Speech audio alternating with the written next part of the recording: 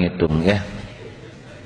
Ini udah berkali-kali ceramah ini. Masuk ke saku kanan 10.000, ke saku kiri 1.000. Lagi Jumatan ngantuk, refleks karena dia nyari tiang. Kotak infak dia lewatkan sambil masukkan sesuatu. Keluar dari masjid sebungkus, dia panik. Astagfirullahaladzim. Kenapa? Kenapa? Salah masuk. Jadi yang masuk berapa ke masjid? 10.000. Rencananya tuh. Memang jujur sih jujur hadirin. Ini terpaksa diulang-ulang. Sekali merokok 10.000, sebulan 300.000, setahun 3.600.000. Pengajian malam Jumat, Jumatan 1.000, sebulan 4.000, setahun 48.000. Merokok 3.600.000. Bayangkan. Jumatan 48, merokok 3 juta.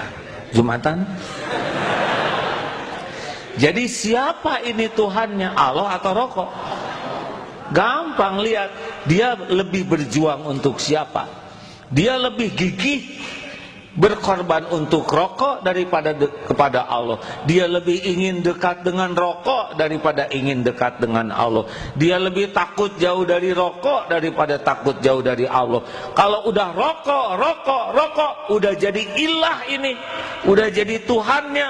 Makanya saya berani sumpah nih, demi Allah, orang yang menuhankan rokok tidak akan pernah dalam hidupnya tenang. Allah tahu, kecuali dia nyedot Tuhan palsu.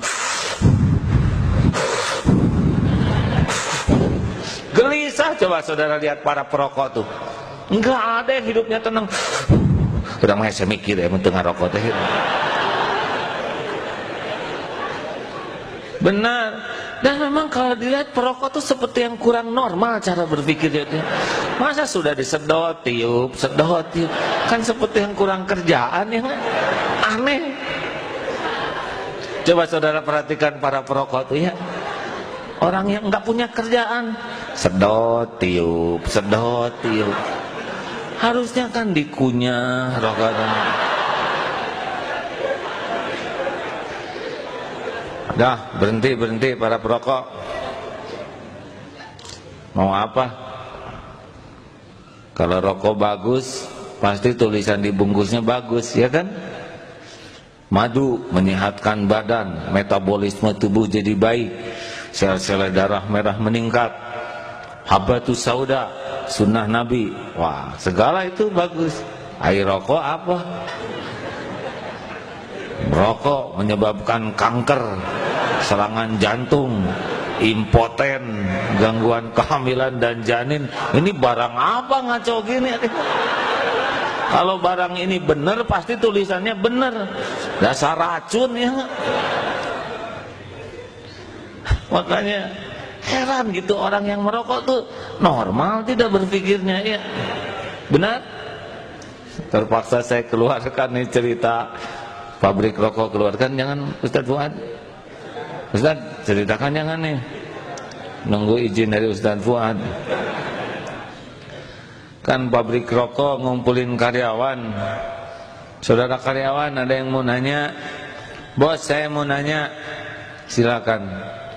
Bos kan punya pabrik rokok, tapi kenapa bos saya lihat nggak pernah merokok? Anak-anak bos tidak ada yang merokok. Bahkan saya lihat keluarga besar bos juga tidak ada yang merokok. Kenapa bos? Gitu bosnya. Pakai mata kamu, baca. Merokok dapat menyebabkan kanker, serangan jantung, impoten, gangguan kehamilan dan janin. Ngerti? Mau apa kami jadi orang kaya kalau kami penyakitan? Ya kanker, ya jantungan, ya impoten. Pikir dong oleh saudara. Benar juga ya bos. Tapi kenapa bos masih bikin rokok? Rokok tuh dibikin buat yang gak bisa baca, ngaco gitu kan. Ya, selamat bertafakur. Udahlah teman-teman, daripada pakai ngerokok, sedekahkan. Nanti oleh Allah dicabut perasaan nggak enak. Ya, bilang aja gini kepada Allah, ya Allah kan maha mendengar. Ya Allah, saya mau berhenti merokok. Engkau tahu saya ketagihan merokok. Ini uangnya saya sedekahkan ya Allah. Tolong cabut rasa ketagihan saya. Bismillahirrahmanirrahim. Lihat ya Allah. Nggak usah ngomong gitu, langsung aja ya. So. Coba. Allah melihat tidak? Jawab, Allah lihat tidak? Gampang bagi Allah menghilangkan rasa. Mungkin sehari dua hari ya itu tebusan dosa lah. Selama ini menyekutukan Allah dengan rokok. Pahit dikit. Aduh, tapi ya Allah, tolong kuatkan. Keluarkan lagi uang. Nih ya Allah. Udah nggak apa-apa. Pengalaman teman-teman yang berhenti merokok cepat sekali dengan sedekah.